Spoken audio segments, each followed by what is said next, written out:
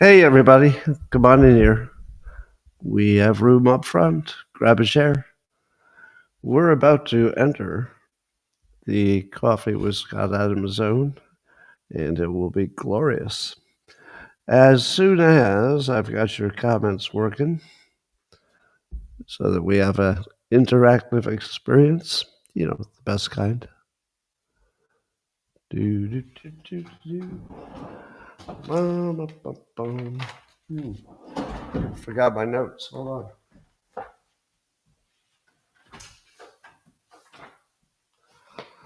on. I knew I was forgetting something, but we're all good now.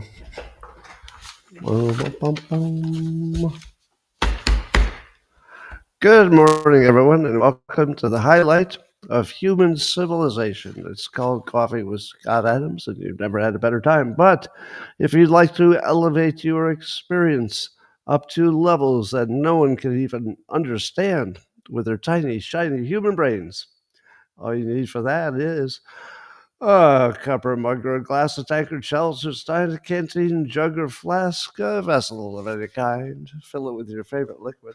I like coffee. And join me now for the unparalleled pleasure. The dopamine, at the end of the day, the thing that makes everything better, is called the simultaneous sip. And it happens now. Go.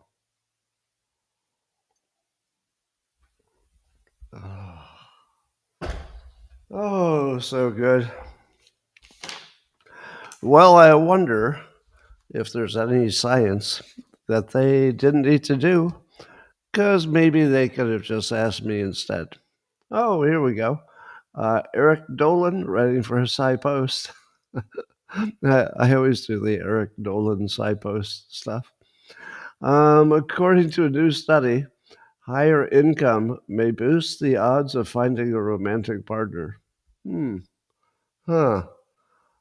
Having a higher income improves your chance of getting laid.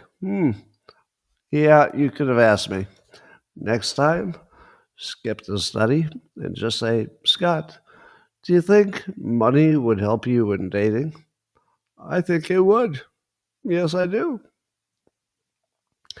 I wonder if there's any other studies that they could have skipped. Oh, here's one. Also in SciPost by Vladimir Hedra.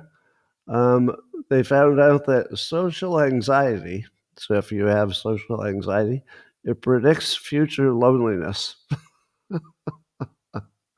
Huh.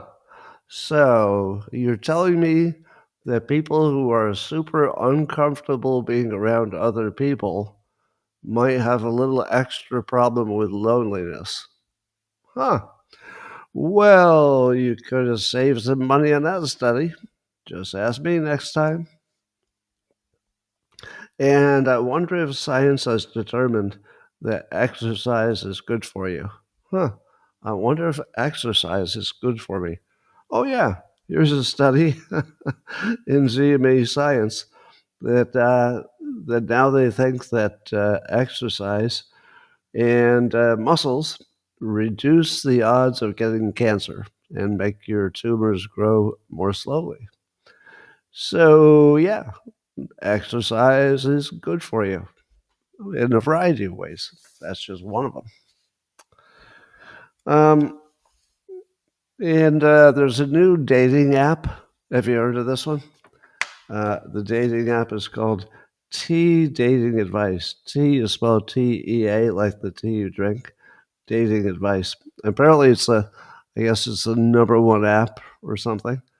And instead of setting you up with people that you have things in common with, like a normal dating app, the dating app is entirely based on women reporting what's wrong with men. So, real actual men, individuals, would be rated on the app by other women so that you knew all the problems that you would have if you got with them. That is truly the end of civilization right there. As a number of people said, could you imagine if men had an app that was dedicated to men saying bad things about women? so you could check to make sure you didn't get one of those bad women. How long would that stay in the App Store? About a minute. About a minute before somebody says, you can't do that. But when the subject is men and how bad men are, no problem. Very popular app. So I've always thought that dating requires you to dupe somebody long enough that they begin to like you before they find out who you really are. Let me say that again, because it sounds like a joke, but I don't mean it as a joke at all. So we all know that our feelings and our urges can overrule our good common sense, right? Everybody's had that experience, that if your emotions get too high, it'll just cancel your common sense. So now they've got an app that will allow your common sense to go first. So your common sense looks at this app and says, "Ooh, this guy or this woman have been reported to be, bad. So my common sense says I'm not even going to talk to them." But in order to get anybody to like you have to make sure that they only see your good stuff for a while, and then they can start to like you, and then slowly you can start feathering in all of your bad habits. Oh, so it turns out you snore. That would be me. It turns out you work on the weekends when I want to be doing something else. So, yeah, there would be no reproduction and no marriage and no romance if we didn't have our emotions overruling our common sense. Now that's been reversed. Well, Sunny Hostin of The View, she was talking about the Colbert cancellation and says if comedians are being attacked, then that means our Constitution is being dismantled. So, when Democrats complained that Trump was going to steal your democracy, what they meant is that CBS was going to cancel Colbert for losing $40 million a year to them. So, how do you feel? How do you feel now that you supported Trump, but you found out that he took your democracy because a company that's not Trump fired somebody who was losing a tremendous amount of money for them? Well, I didn't see that coming. And it could be. I'm not ruling out the possibility that there was a political element to it, but I do think they might have been happy if they had a political element to it so they could cancel something that costs $40 million a year. Maybe they wouldn't have done it, except for Trump. Maybe they wouldn't have done it, but I'm pretty sure they're happy they did it. Well, Carrie Lake is telling us about discovering that the Voice of America, and she's the president's senior advisor for the U.S. Agency for Global Media. So that would be her domain. Apparently, the Voice of America, which by its design is intended to be America's propaganda element for other countries. So, Voice of America, by its nature, is supposed to tell other countries stuff that we want them to hear, basically. So it's not meant to be unbiased. It's meant to be biased in favor of America. And apparently, now we know that some of the Voice of America managers met multiple times with Chinese officials because China wanted them to say nicer things about China and give them more favorable coverage. Wait a minute. Voice of America is our propaganda machine. You're not supposed to be meeting with our adversaries to find out how they would like you to talk about them. Now, I don't know, maybe they were just learning what they could learn and it had no impact on their coverage, but it doesn't feel right. So we just learned that those meetings were happening. So it's not ideal. Just the news is talking about that. Apparently, the Biden administration set up a hotline so that unaccompanied minors coming across the border could call that hotline if they had trouble with whatever strangers they came with. So, in other words, if you came across the border with someone who was not your family member or parent, and you wanted to complain about them, so let's say you were being trafficked or abused or something, you had a phone number to call. Isn't that great? That's pretty great, isn't it? Give them a phone number to call in case they had problems. Well, today we found out that 65,000 of those calls from children who were having a problem with the non-relative who brought them across the border, 65,000 of those calls went unanswered. They just sent it to voicemail. That's not funny. That's not funny. It's kind of funny because it's so incompetent and evil and bad, but it's not funny because there were 65,000 children who didn't get a response when they complained about the non-family member who was in charge of them. So there's that.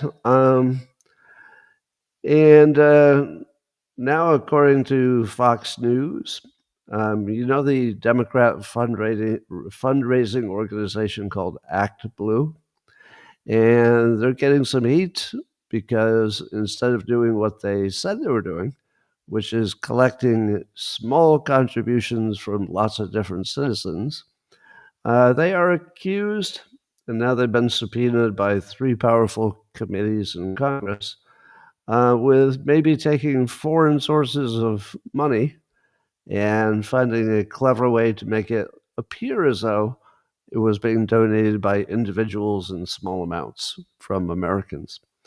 So they've got some answering to do. Now, what would happen if Act Blue got in enough trouble that they could no longer do what they were doing? Would it make a big difference to a Republican fundraising, and enough of a difference that it would influence either the next presidential election or the midterms coming up?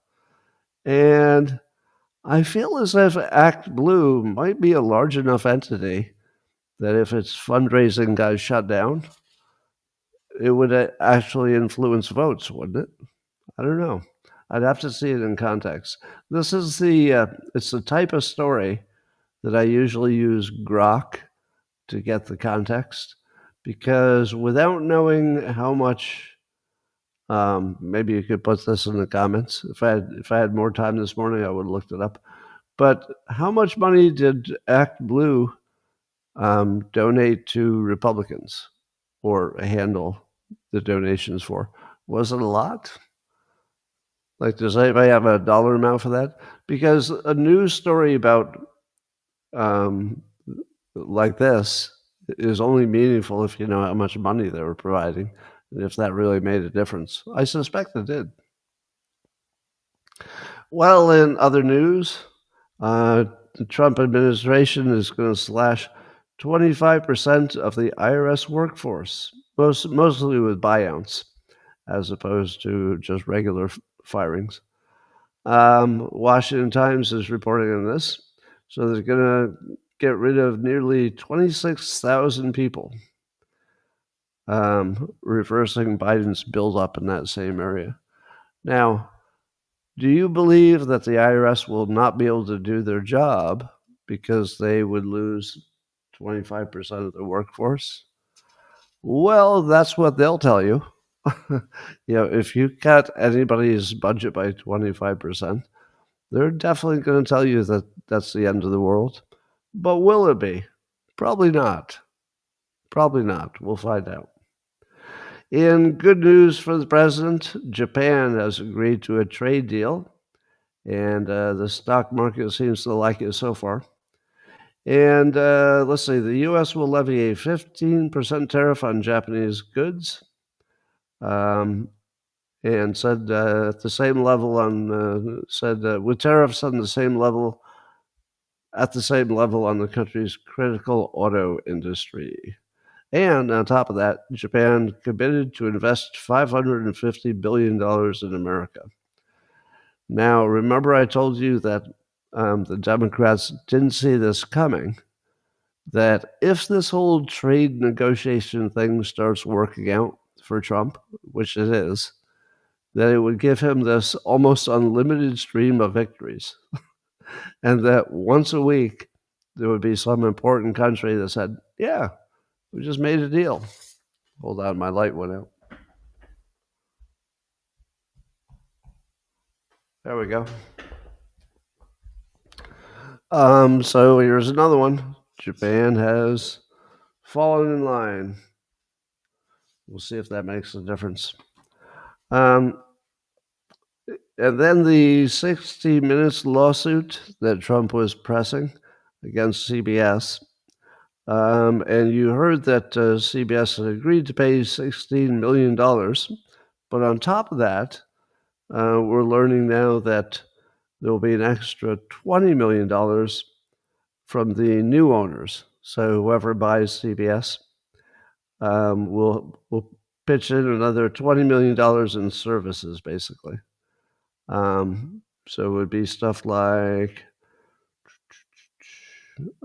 for advertising or PSAs or similar programming.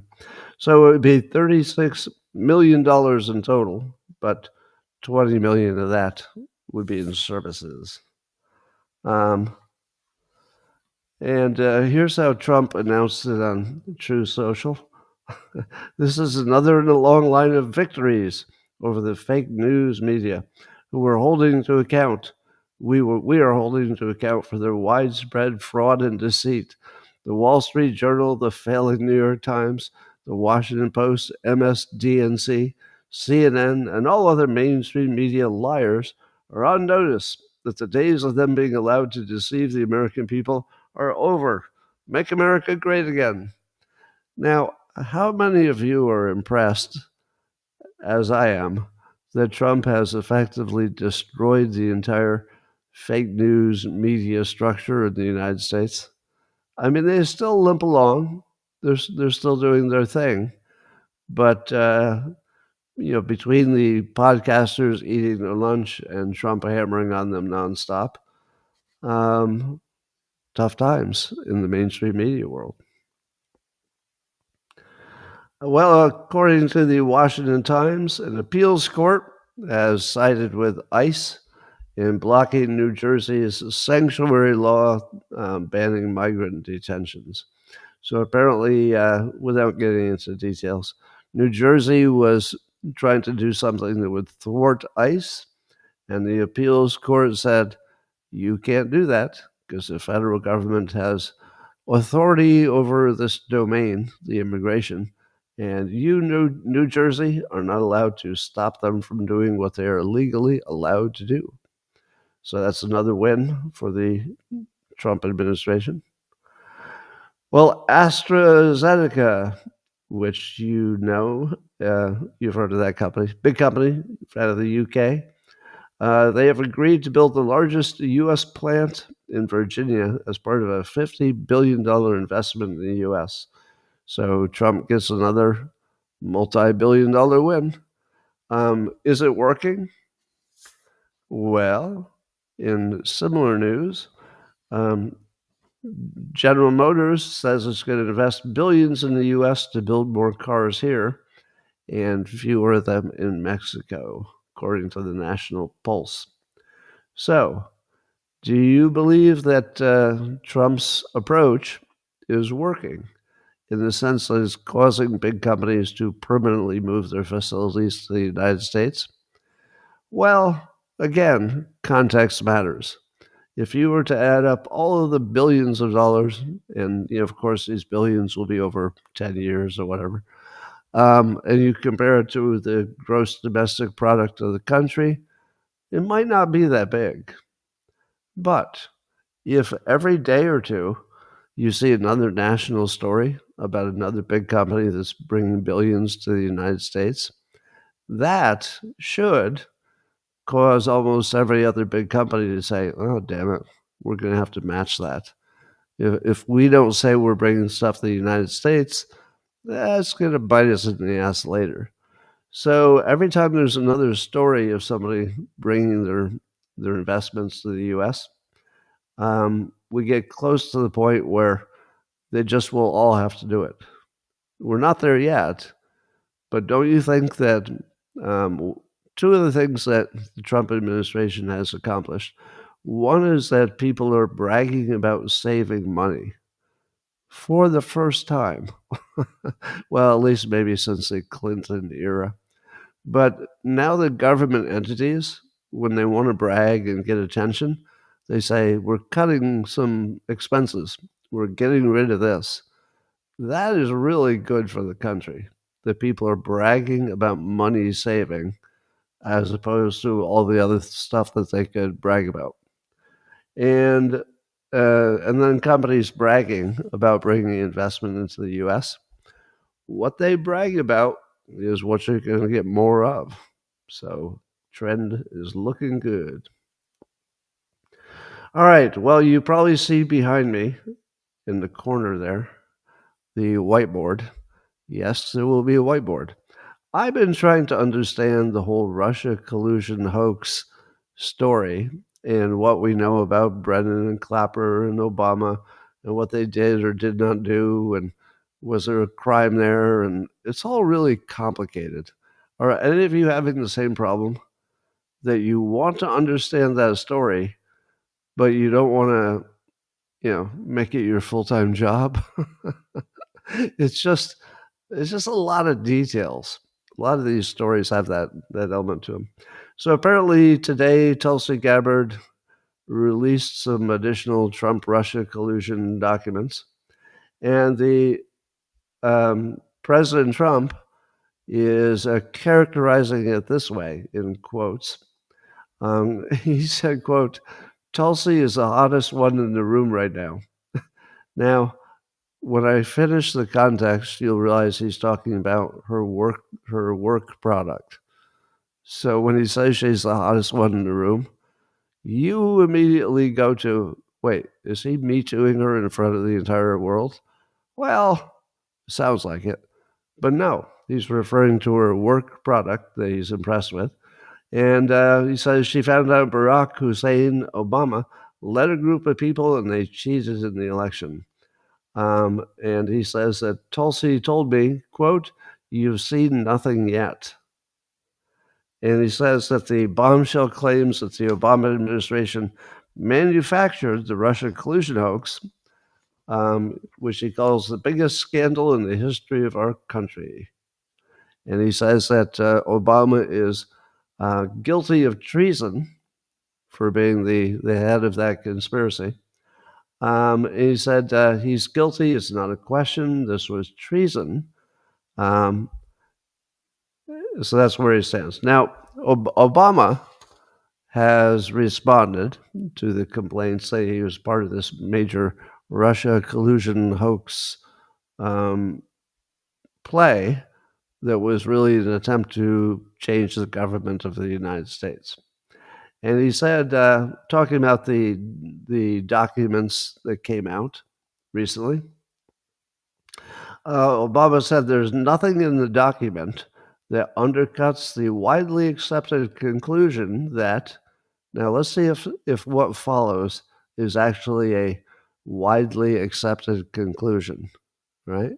So he says there's nothing new that undercuts the widely accepted conclusion that, quote, Russia worked to influence the 2016 presidential election, but did not successfully manipulate any votes. Now, that's usually the part where, if you don't follow the news too closely, you start getting confused because you're saying, wait a minute, why is Trump saying that we have all this, fresh evidence that Obama should go to jail when Obama is saying nothing that happened has changed what we already knew and none of that would be illegal? So how can it be true that's the biggest bombshell of all time? At the same time, nothing new happened. Just nothing. Well, then NBC News, who you should know How many of you are aware that NBC News is accused by people who know more than I do of being the mouthpiece for the CIA? How many of you knew that NBC, especially, it's not the only one, but very much especially NBC News, is identified with being a mechanism that the CIA uses when it needs to get a story out there? Did most of you know that? If you didn't know that, you would be a little bit confused by watching the news. But NBC News says that President Trump's intelligence chiefs, so that would be people including Tulsi Gabbard, are conducting a systematic campaign to rewrite the history of the 2016 election, seeking to reverse an 8-year-old assessment that Russia waged an information war to boost Trump's candidacy. Waged an information war. So Russia waged an information war to boost Trump's candidacy. Is that in evidence? And is Trump trying to reverse something that we all knew was true? Let's go to the whiteboard. All right. Here's where it's all going to come together for you for the first time. This will be the first time some of you, not all of you, but it'll be the first time for some of you to understand what's going on here. So I'll have to move the board around so that you can see it more clearly, but I'll do the best I can. All right.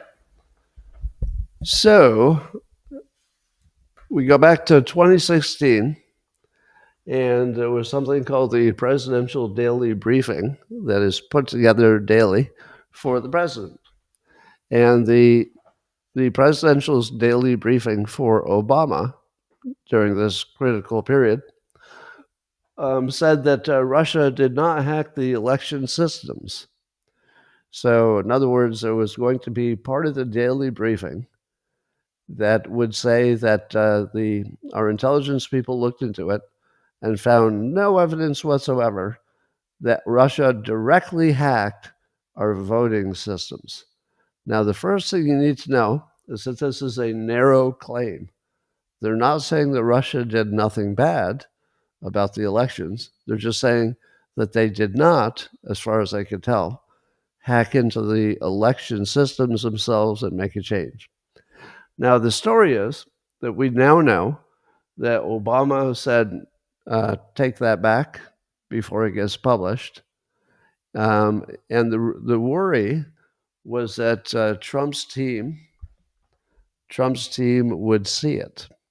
Because apparently, if you're the president-elect, you get to see the presidential daily briefings.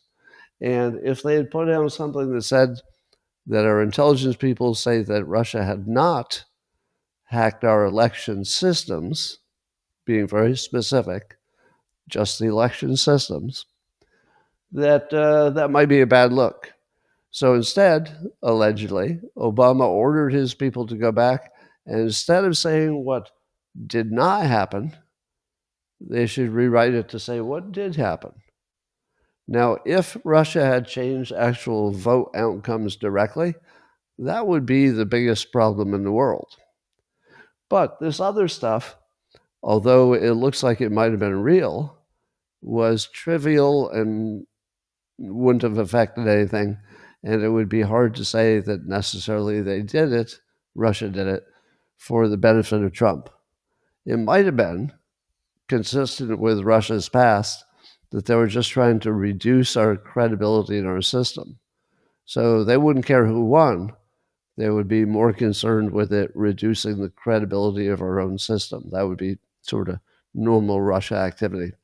So some of the things that Russia did do is allegedly, I don't know this for sure, but allegedly they hacked into the DNC's email. The worst thing that they would have found there is that the Hillary Clinton and DNC people screwed Bernie Sanders. So you could argue, well, if we found that out, would that cause somebody to switch their vote to Trump? Probably not too many. I mean, the average person isn't following the news that closely that they would have even known any of this happened. Then there were 2 states where apparently the Russian hackers got into the voter database of each state. Now, the voter database apparently was not changed and it wasn't used in any way that would have affected the race. So that's trivial.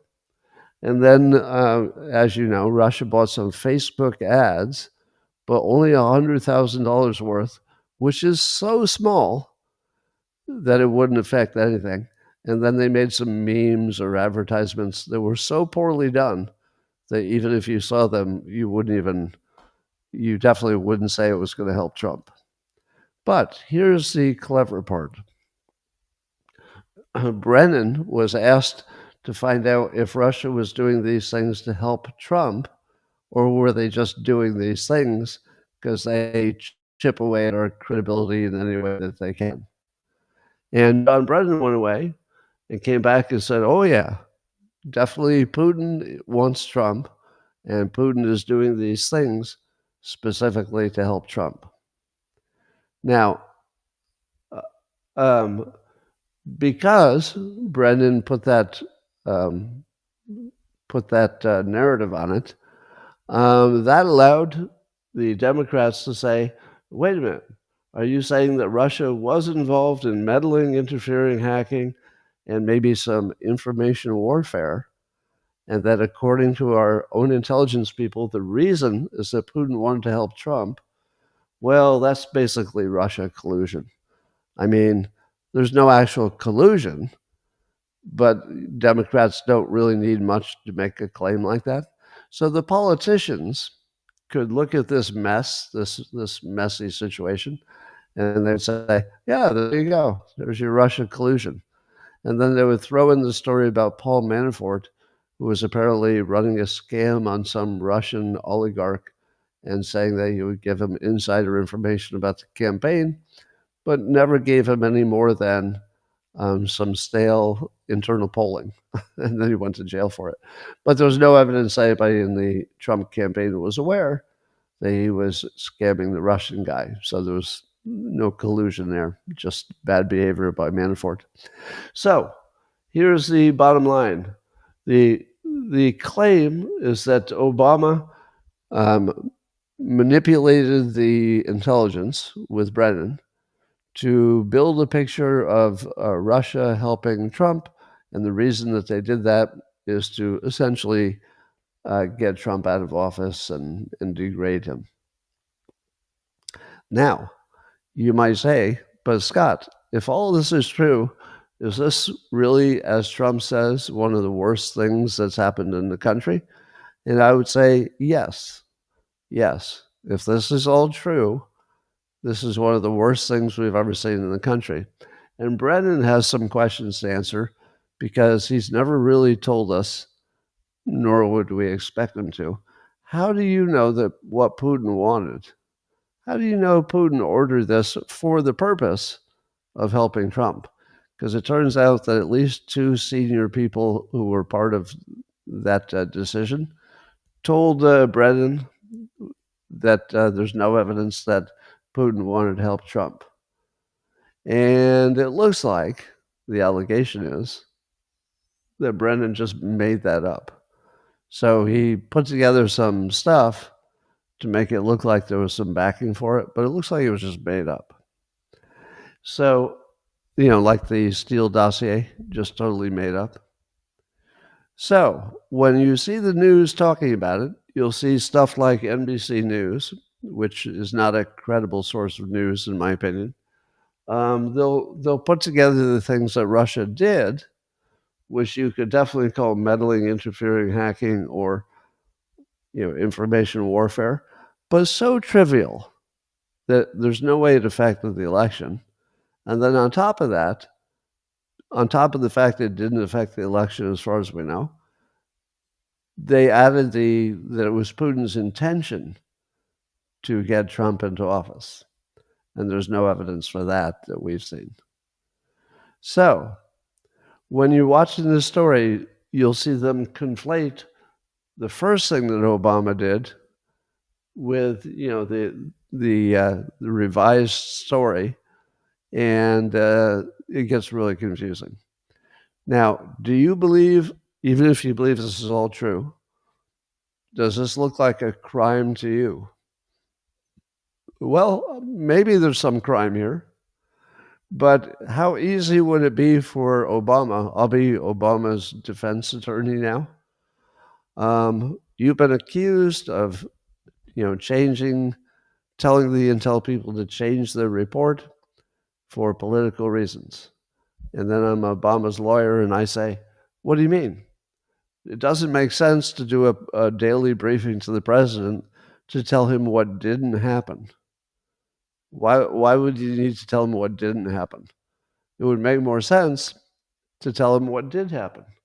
So Obama wanted it to be rewritten to say what did happen instead of what did not happen. Where's the crime in that? Because there are lots of things that didn't happen. Are all the things in the world that could have happened but didn't happen, are they in the presidential daily briefing? No. The presidential daily briefing is not to tell you what didn't happen. It's the opposite. It's to tell you what did happen. So that's all he did. That's all Obama did. He said, instead of saying what didn't happen, which, by the way, I don't recall that even being in the news. Does anybody recall back then? Was there any credible news that Russia had literally changed the votes by hacking? I don't even remember that being in the news. So why would it make sense to put that in the daily briefing when instead you could say all the things that they did do? So I think he's got an out there. But then you say, but what about Brennan making up the fact that Putin wanted to do it to help Trump? Isn't that a problem? Well, it might be if you could prove it, but instead I think it'll turn into, there were people who said there was no evidence or insufficient, but there were other people who said some things which I interpreted to be important. And my opinion, and this is always opinion, and I was hired to give my opinion was that when you looked at the totality of the evidence, the people who said there was nothing there, plus the people who said there was something there, and I made a call, a decision, and my decision was there was enough there to conclude, based on everything we know about Russia, based on all of our experience with Russia in the past, it was a reasonable assessment. Might have been wrong. I might have been wrong, but there's no law broken. It was just a reasonable assessment that it looked like Putin was behind it. Now, where is the crime? And then the Democrats, the politicians, and the news, they get to say stuff like, well, we've proven that Russia was helping Trump, and we're going to call that collusion. Well, when politicians lie, it's not really a crime. It's just a Tuesday. The politicians lying is not a crime. So when I look at this, I see everybody conflating the things that would have mattered with the things that didn't matter and leaving out the fact that it didn't matter. And I don't see the crime. Now, again, I'm not a lawyer. So a lawyer might look at this and say, Scott, you fool. There are 10 crimes right in front of you. Why don't you see them? And I would say, well, I'm not a lawyer. So, as you know, I absolutely fucking hate Brennan and Clapper and Obama and Susan Rice and John Kerry and all the people who are alleged to be behind this biggest hoax in American history. I fucking hate them. I would love to see them go to jail. I just don't think there's evidence that would put them in jail. So, if I had to predict, my prediction was that there would be no convictions over anything we've seen so far. Even if we were positive that the reason they did what they did is because they're weasels. You would never be able to convince a jury that the reason you changed the presidential daily briefing was because you were trying to change the politics. It would just look too much like, why are you doing a briefing saying what didn't happen when you should do the briefing that says what did happen? That would completely convince me if I were on a jury. If you put me on that jury, I would say I don't see the crime. So don't get too excited that we've seen the smoking gun and the weight of the law will be coming down on them any minute. I just don't think that's necessarily going to happen. I'd like it to happen. I would be very happy if it happened. I don't see it yet. Maybe something else will happen. Anyway,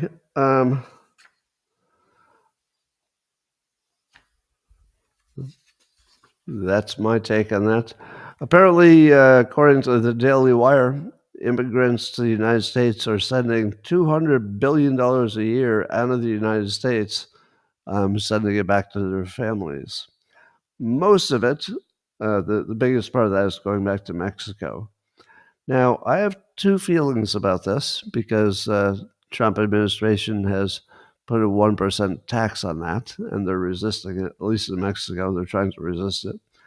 But on one hand, I think people should be able to spend their money on whatever they want to spend it on as long as that's legal.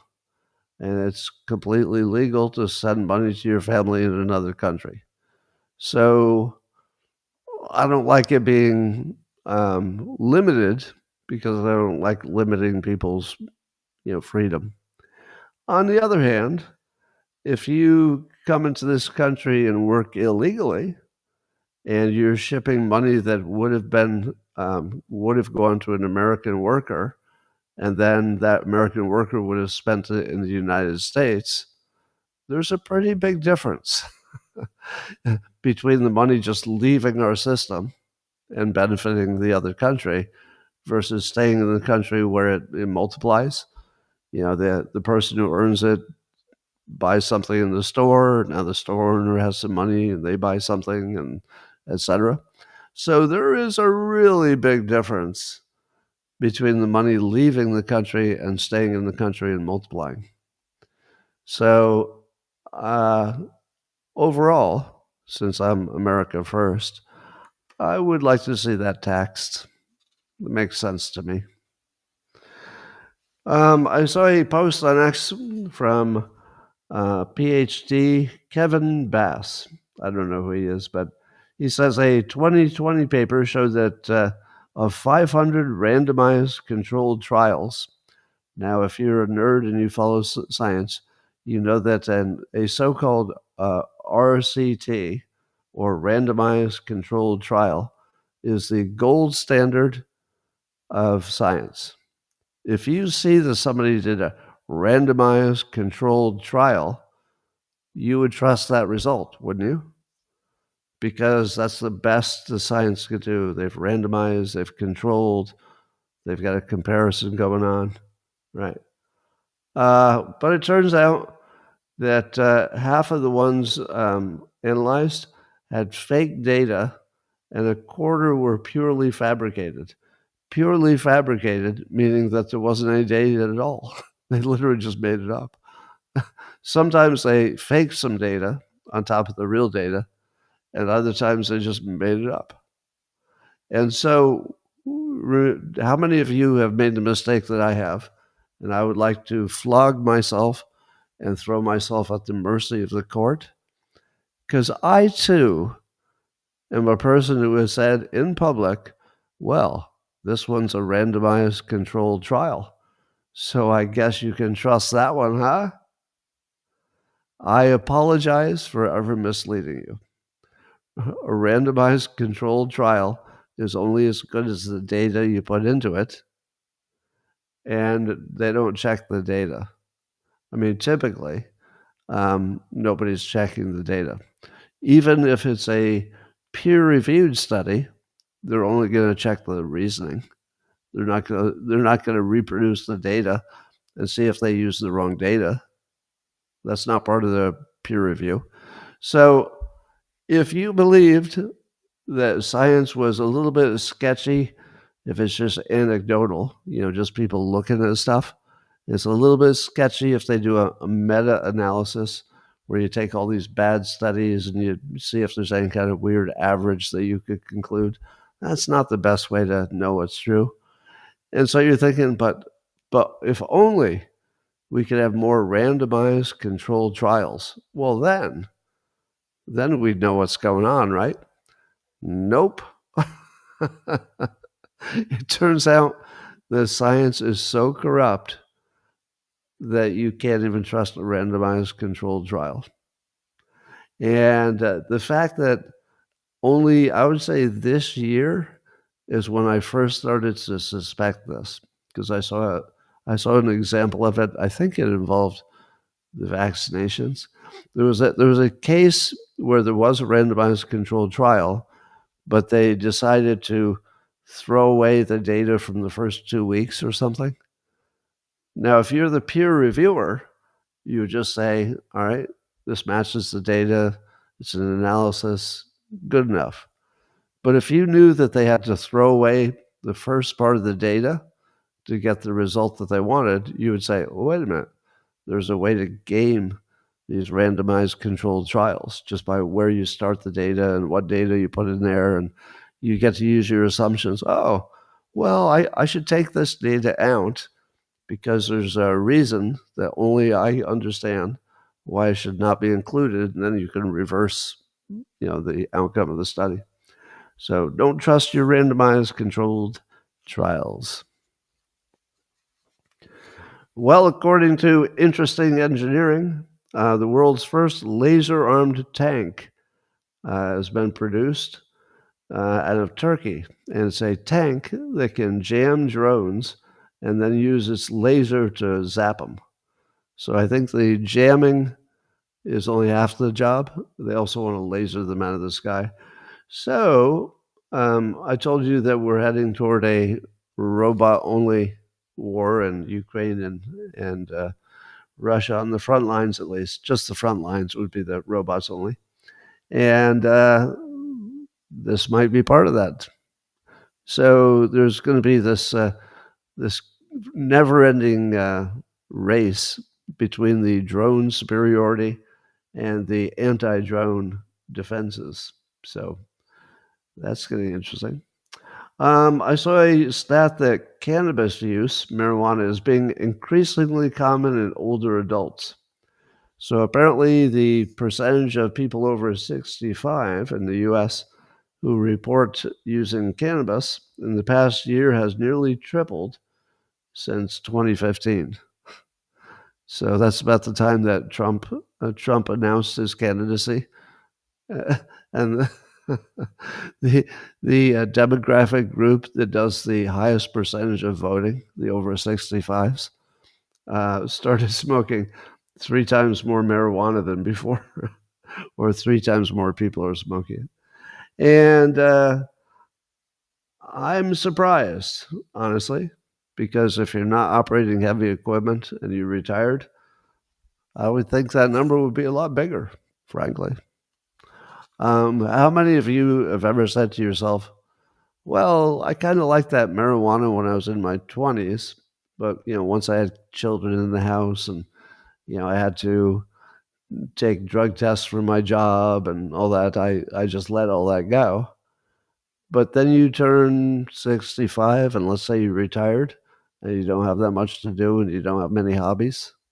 Well, you've led a good life so far. The odds of the marijuana being the thing that kills you after you retire are pretty low. Pretty low. Now, I'm not recommending it. I'm just making a prediction that if you think that a tripling of marijuana use among the retired is a lot, I feel like that tripling is going to maybe triple again. So we'll see. That's just a prediction. Leftist potheads are killing the country, says Jennifer. Maybe. I don't know if it's because of the pot or because they're the type of people who want to kill the country, but on top of that, they smoke pot. So I don't know if it's a cause, but yeah, there's a whole different situation. If you're in your productive years, well, let me give you the best advice I can give you on marijuana use. I've said this before. I don't recommend it because it's a drug, and I'm not a doctor. Those of you who paid attention know I didn't recommend that you get any shots for the pandemic, although the internet believes the opposite of that. But I've always said I'm not a doctor, so don't put anything in your body that I tell you to, except maybe vitamin D. That's about it. So don't listen to me. However, you should know the following. In my experience, the biggest change that marijuana has on a person is to make them more of what they already were. So I'm a creative person, and I've always been unusually creative. It makes me more creative. I've also been an ambitious person, so I'm always up for starting a new project, starting a new product, inventing something, doing a podcast. So I'm always looking to try stuff. For me, marijuana makes me do more of that. And both of those are good things. So more creative and more energy to do a new thing. But that's only because I'm smart enough to know there are two kinds of marijuana. One of them makes you want to do stuff, and that would be sativa. And the other kind is called indica, and it just makes you lazy and want to take a nap. Now, despite me being a go-getter kind of personality, if I do the wrong kind, well, then I just want a nap too.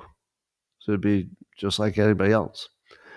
But if you knew which kind to do, and you knew that accentuating whatever it is you got going for you might be useful, it might work for you. I like to exercise and work out. When I smoke marijuana, I like it even more. So for me, it accentuated a bunch of good habits I had. And if it accentuated any bad ones, I don't know, I can't think of one.